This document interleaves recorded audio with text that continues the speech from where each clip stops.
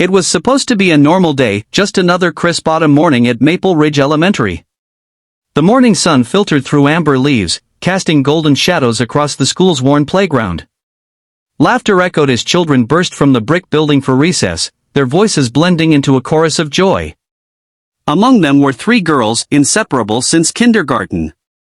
Lena with her wild, curious spirit, Priya, thoughtful and gentle, and little Emily, whose dimpled smile could light up even the cloudiest sky.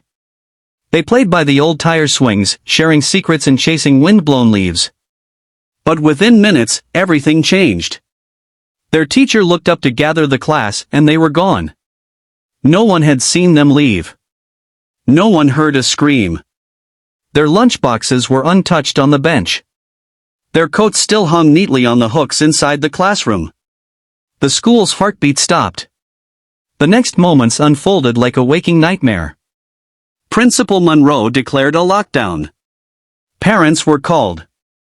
Teachers were shaken. By mid-afternoon, patrol cars lined the school. Officers questioned students. Helicopters hovered over the woods behind the campus. Drones searched from above.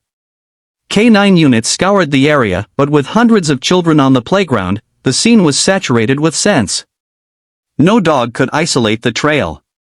The sun began to set, casting long, fearful shadows across the once cheerful schoolyard. A heavy silence fell. But in the quietest corner of the teacher's lounge, something stirred. A graying German shepherd named Max slowly lifted his head. His limbs stiffened with arthritis. His breathing was shallow from age, but his eyes were sharp as ever. He wasn't just any dog, Max was a legend. A retired canine who had served the force with unmatched bravery. He had located missing hikers in sub-zero storms, disarmed tense domestic standoffs, and once saved an entire classroom from a gas leak by alerting staff before sensors picked it up. But after taking a bullet during a drug raid, he'd been honorably retired. His partner, Officer Linda Harper, now worked school security, and she brought Max with her every day. Most students barely noticed the aging dog dozing in the corner of the hall. But today, Max was awake. Alert. His ears twitched. His nose caught something others couldn't. A thread. A whisper of scent. A disturbance in the rhythm of the day. Backhand index pointing. Right before we continue this emotional journey, please like, comment, share, and subscribe to Pawsitive Tales.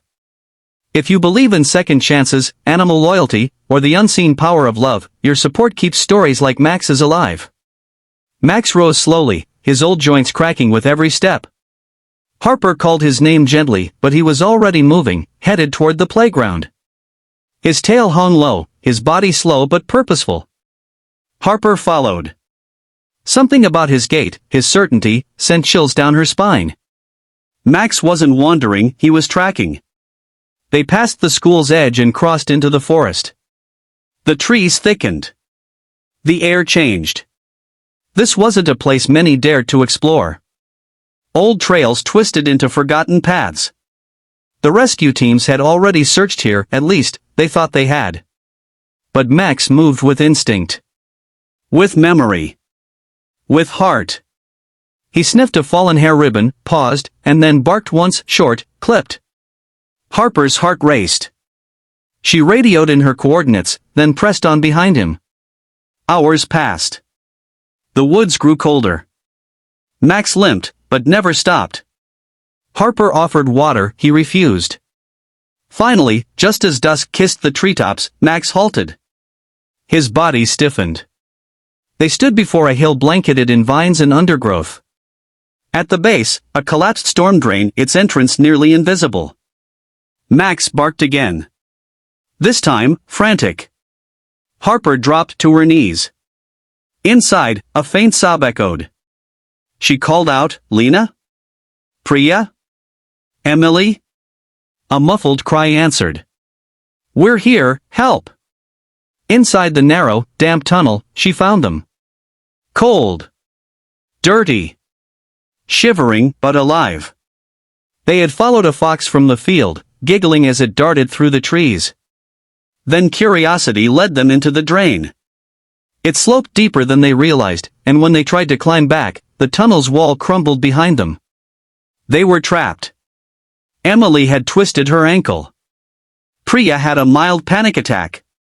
Lena kept them together, humming lullabies in the dark.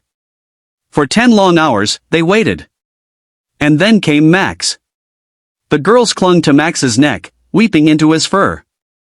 They wouldn't let go. Harper called in the team. One by one, the girls were carried out.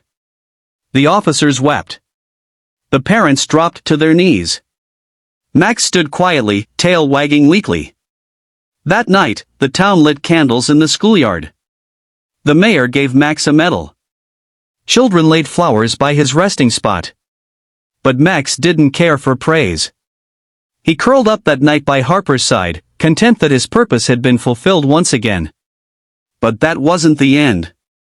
Over the following weeks, something extraordinary happened. The school changed. Students who once mocked Max's limp now patted his head gently. Lena, Priya, and Emily, once outgoing and playful, became quiet, withdrawn. The trauma had left invisible wounds.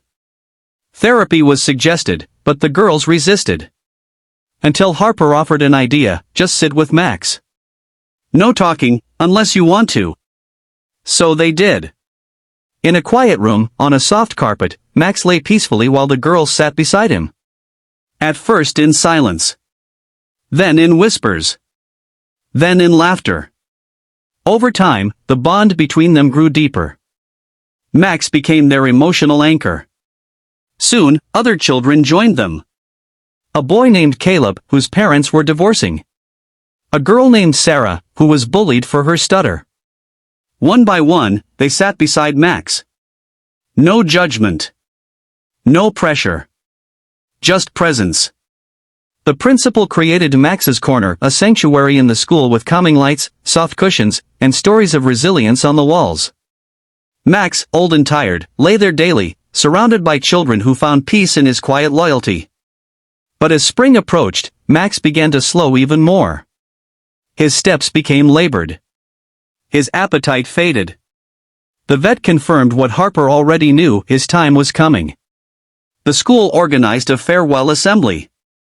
Hundreds of children, teachers, and families gathered in the gym. Videos of Max's service played on a screen. The three girls, now healed, stood together to speak. Lena said, "Max didn't just find us, he saved us." Priya added, "He listened without words." Emily held up a drawing, a glowing star labeled Max the Brave. Tears flowed freely. That night, Max passed peacefully in his sleep, his head in Harper's lap. The next morning, students returned to school wearing scarves decorated with paw prints. The district built a memorial garden, Max's Grove, by the forest's edge.